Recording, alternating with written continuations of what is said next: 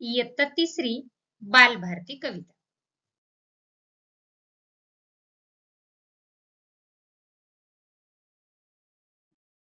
कवितेचे नाव आहे रानवेळी। पहा, सुंदरसं असं चित्र आपल्याला या पानावरती दिसतंय आणि बाजूला काही कवितेच्या ओळी कडवं आहेत ते आपण ऐकूयात, त्यानंतर म्हणणार आहात। पोर डोंगराव भाळली, त्याच्या नादी लागून या अख्ख्या रानात पांगली, पोर डोंगराव भाळली।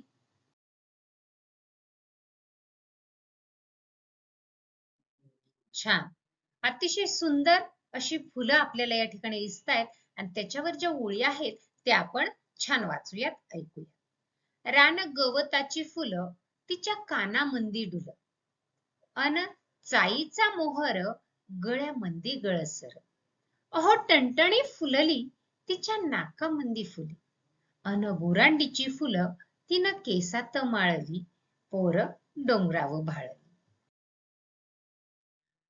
पुढील ओळी वाचूया।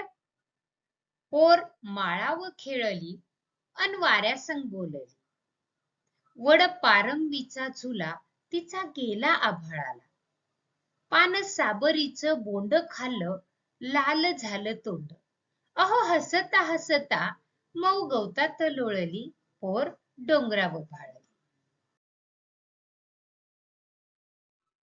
पुढे पाहूयात।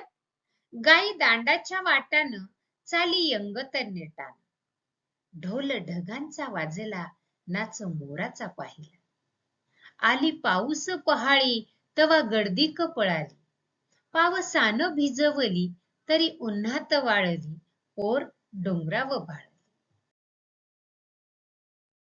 चला ऐकूयात संपूर्ण कविता सुंदर अशा सहज सोप्या चालीमध्ये रानवेळी।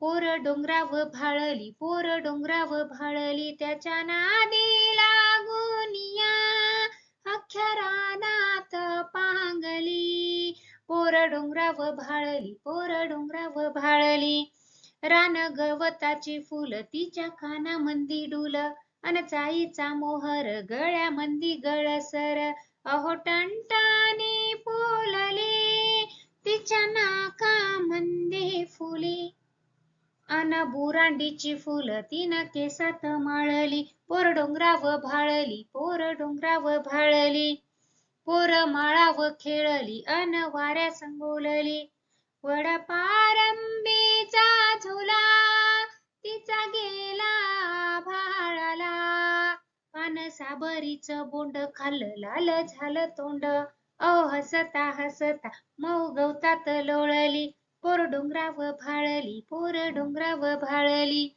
गाई दांडाच्या वाटान चाली अंगत नेटान, ढोल ढगांचा वाजला नाच मोराचा पाहिला, आली पाऊस पहाळी तवा गर्दीक पळाली, पोर डोंगराव भाळली, पोर डोंगराव भाळली। काय आवडली कविता? छान, ही सुंदर अशी कविता आपण नीट ऐकणार आहात, पुन्हा पुन्हा ऐकणार आहात आणि छान चालीसह अगदी तसंच छान गाणार देखील आहात। या रानवेळी कवितेवर आधारित एक छानसं स्वाध्याय आपण पाहणार आहोत आणि आपण तो ऐकून पाहून पूर्ण करणार आहात।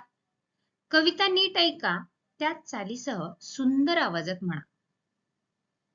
खालील शब्दार्थ समजून घ्या, स्वच्छ अक्षरात वहीवर लिहा, पुन्हा पुन्हा वाचा, समजून घ्या। घरातील मोठ्यांबरोबर शेतावर जा, पाऊस पडल्यानंतर अवतीभोवती परिसरातील होणारे बदल पहा, समजून घ्या, मोठ्यांबरोबर चर्चा करा। पहा आता जो काही दुसरा प्रश्न दिलेला आहे, खालील शब्दार्थ समजून घ्या, स्वच्छ अक्षरात वहीवर लिहा, पुन्हा पुन्हा वाचा, समजून घ्या, हा जो काही प्रश्न आहे या प्रश्नासाठी आपण आपलं पुस्तक वापरणार आहात, पाठ्यपुस्तक वापरणार आहात, कविता पहिली काढणार आहात आणि त्या कवितेच्या खाली जे काही शब्दार्थ आहेत त्या शब्दार्थासाठी हा प्रश्न आहे तो तुम्ही पूर्ण करणार आहात।